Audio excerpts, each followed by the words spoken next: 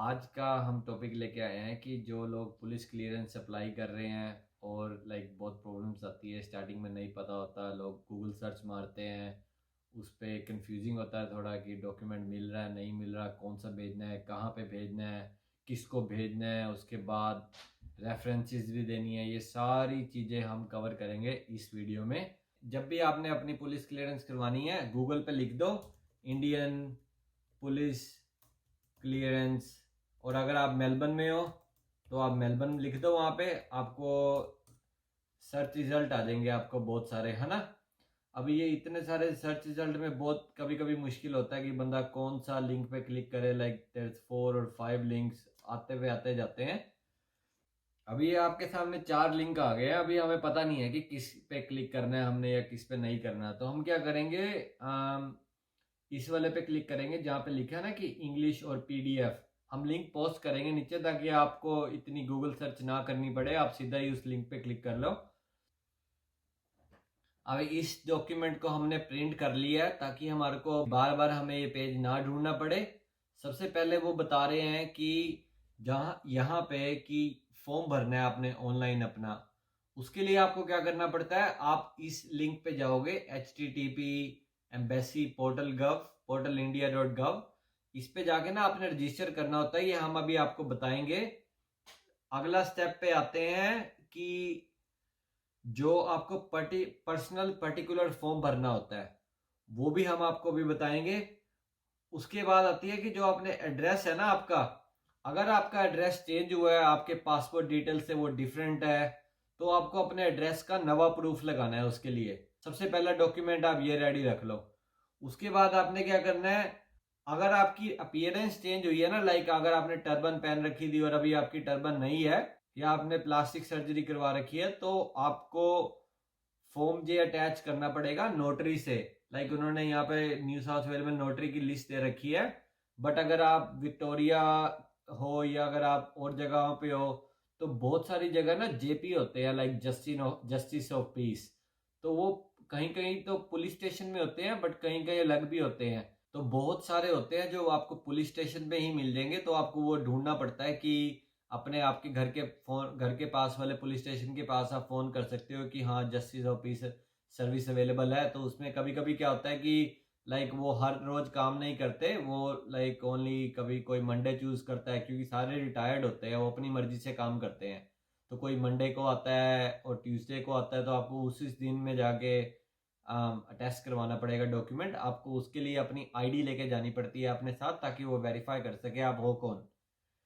और अभी हम आते हैं कि इंडियन पासपोर्ट है जो आपका, ये जो पासपोर्ट है ना, ये आपका ओरिजिनल पासपोर्ट होना चाहिए।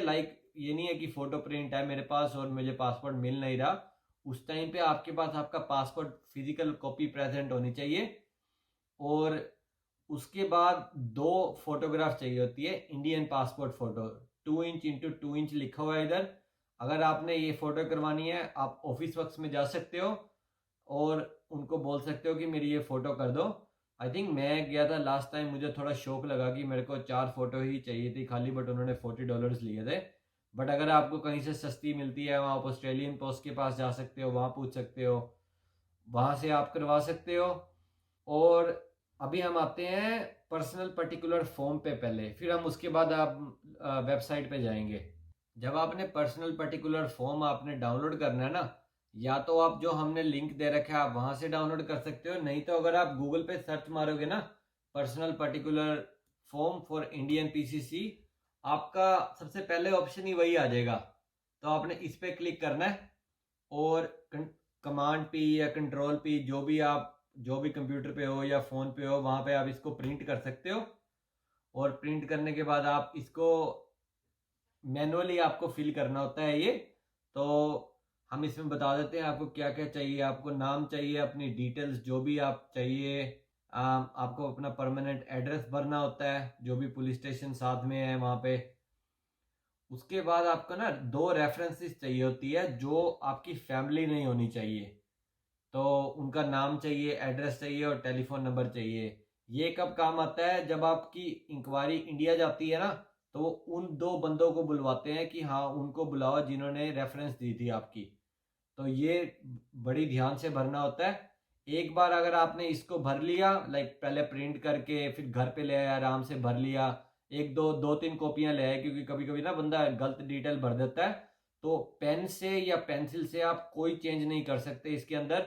अगर आपने मिस्टेक कर दी है तो आपको दोबारा प्रिंट करना पड़ेगा। इसलिए बढ़िया है कि अगर आपने प्रिंट करवाना है या घर पे प्रिंटर है, पहले ही 2-3 प्रिंट कर लो ताकि बार बार प्रिंट ना करना पड़े। तो अभी हम आते हैं जो आपका पहला ऑप्शन है, हम इसमें आपको डिटेल में बताते हैं क्योंकि बहुत सारे लोग यहाँ पे कंफ्यूज हो जाते हैं। तो अभी हम इस लिंक पे क्लिक करते हैं। ओके, सबसे पहला हमारा स्टेप होएगा ऑस्ट्रेलिया पे क्लिक करना। ऑस्ट्रेलिया पे क्लिक करने के बाद हमारा जो नवा डॉक्यूमेंट है वो खुल जाएगा। इसके बाद जब आप रजिस्टर करोगे ना, इधर यहाँ पे रजिस्टर करने के पहले आपको एक चीज ध्यान रखनी है। अगर आप एडिलेड से या तस्मानिया से हो ना, तो एडिलेड वालों को यहाँ पे सिडनी भरना है, और जो तस्मानिया वाले हैं उनको मेलबर्न भरना है, क्योंकि उनका ऑफिस नहीं है वहां पे कोई। तो एक बार आपने ये वाली डिटेल्स अपनी कंफर्म कर दी ना सारी, तो उसके बाद मैं अपना लॉगिन करता हूँ, क्योंकि मेरे पास ऑलरेडी लॉगिन है, क्योंकि मैंने पास्ट में पुलिस क्लियरेंस अप्लाई करी है।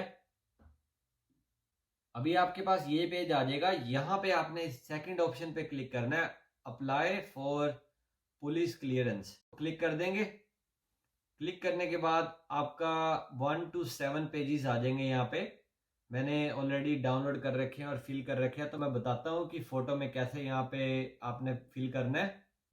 सबसे पहले तो आपने आप उसका पर्पस भरना है कि पर्पस क्या है। उसमें आप कह देना कि हाँ वीज़ा है, उसमें ऑलरेडी ऑप्शन होते हैं।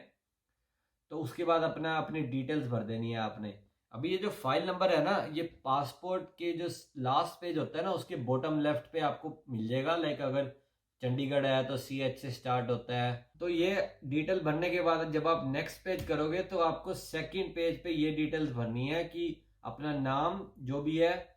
इस पेज पे ना इधर लिखा हुआ है कि आधार नंबर इफ अवेलेबल, पर अगर आप आधार नंबर नहीं भरोगे तो नीचे आ जाएगा कि आधार नंबर नहीं भरा, तो वो अपना आधार नंबर भी रखना है आपने अपने पास। नंबर 3 में आपको अपनी ये डिटेल्स भरनी है सारी, और अपना स्पाउस नेम भर रखना है अगर आपने मैरिड पहले फिल करा है। अगर आपने मैरिड नहीं फिल करा तो आपको इधर जरूरत नहीं है, बट अगर आपने मैरिड फिल करा है तो आपको लिखना पड़ता है स्पाउस नेम और लास्ट नेम। नंबर 4 पे आते हैं हम। अपने अपना इंडिया में एड्रेस भरना है, यहाँ का एड्रेस नहीं भरना। और सेकंड वाले पे आपने अपना एड्रेस भरना है, जो लिखा हुआ है ना present address in country of domicile. और ये नंबर 5 पे अगर हम आए तो यहाँ पे बस यही लिखा है कि आपने कोई ऑफेंस किया या नहीं किया। इसको भरने के बाद आपका आ गया नेक्स्ट पेज। यहाँ पे मेरी सारी डिटेल्स आ गई जो भी मैंने स्टार्टिंग में भरी थी। आपको नेक्स्ट करके वो प्रिंट करके साइन करना पड़ता है। तो जब आप अपना पर्सनल पर्टिकुलर फॉर्म प्रिंट करने जाओगे ना, मैं तो कहता हूँ पहले ये भर लेना, सबसे पहले ये भर लेना। उसके बाद जब आपको प्रिंट मिल जाएगा तो दोनों इकट्ठे लेके चले जाना वहां पे आप। उससे क्या होगा कि आपको बार बार नहीं जाना पड़ेगा। फोटो के लिए भी आप ऑफिस वर्क में जाओगे पहले, तो अगर तीनों चीजें आपके पास रेडी है, लाइक आपने फोटो खिंचवानी है और आपने पर्सनल पर्टिकुलर फॉर्म अपना करना है और ये जो फिल कर दिया इसको साइन करना है, तो तीनों चीजें इकट्ठी रेडी करके ऑफिस वर्क में चले गए। तो अभी आपके जब ये स्टेप क्लियर हो गए ना, तो आपने दोबारा इस पेज पे आना है चेकलिस्ट वाले पे, और वहां पे जहां पे भी यू लिखा है ना, वहां पे आपने सारे फॉर्म जो भी देने हैं उस पर टिक मारना है। तो अगर आपकी मान लो अपीयरेंस नहीं चेंज हुई हो और अगर आपका एड्रेस प्रूफ भी नहीं लग रहा, तो सबसे पहले तो आप इस पे क्लिक करोगे। लाइक आपने अपना यूजर नेम बनाया, अपनी ID भरी, सारा वो प्रिंट कर लिया पेपर और साइन कर दिया, इसको टिक मार दिया। ठीक है, आपने पर्सनल पर्टिकुलर फॉर्म अपना सारा फिल कर दिया, टिक मार दिया यहाँ पे। उसके बाद आपने अपना इंडियन पासपोर्ट अपने पास रख लिया, ओरिजिनल, टिक मार दिया। 2 फोटोग्राफ आपने खिंचवा दिया, टिक मार दिया। अभी यहाँ पे जो अपॉइंटमेंट लेटर लिखा हुआ है ना, इसका मतलब कि आपने खुद पर्सन में जाना है वहां पे या आपने पोस्ट करना है। तो अगर आपने पर्सन में जाना है ना, तो ये वेबसाइट हम लिंक पे डाल रहे हैं। जितने भी ऑस्ट्रेलिया में ऑफिस है उन सबके एड्रेस और पोस्टल ऑफिस सारे इसमें है। तो मैं एग्जांपल देता हूँ एज कि अगर कोई मेलबर्न में है तो वो ये मेलबर्न का लिंक क्लिक करेगा। तो यहाँ पे जब आप मेलबर्न में आ गए तो आपको आपको एड्रेस दे देंगे ये। अगर आपने इन पर्सन जाना है ना तो आप ये एड्रेस पे जाओगे और वहाँ पे जाके आपको पहले तो ऐसे ही चले जाते थे आप, पर अभी आपको अपॉइंटमेंट लेनी पड़ती है। वो आपको बताएंगे आपने किस दिन आना है। ये चीज़ मुश्किल हो जाती है। जो बंदे डे शिफ्ट कर रहे हैं तो उनके लिए बेस्ट रहता है कि वो पोस्ट यूज़ करें। तो आपको ये पोस्टल एड्रेस दे रखा है, ठीक है, आपने ये नोट कर लेना है। अभी आप फिर इस पेज पे आओगे और नीचे देखोगे यहाँ पे आपने मोड ऑफ पेमेंट एफपोस है, यहाँ पे आपको कुछ क्लिक करने की जरूरत नहीं है। उसके नीचे भी कुछ क्लिक करने की भी जरूरत नहीं है, ये भी खाली उन्हीं के लिए है।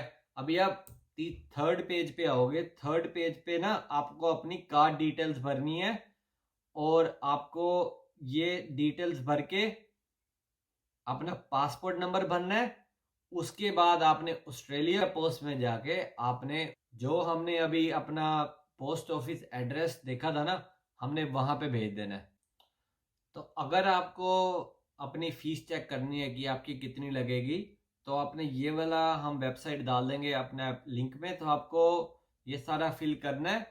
मैंने यहाँ पे फिल करा है कि मैं विक्टोरिया में हूँ और मुझे पीसीसी करवानी है। तो उसमें मुझे बताया है कि टोटल खर्चा $62 लगेंगे मेरे, अगर मैं विक्टोरिया में हूँ तो अगर आप भी विक्टोरिया में हो तो आपके भी इतने लगेंगे। अगर आप विक्टोरिया में नहीं हो तो आप इसको चेक कर सकते हो कि आपकी यहाँ पे अपनी डिटेल्स भर के कि कितने पैसे लगेंगे।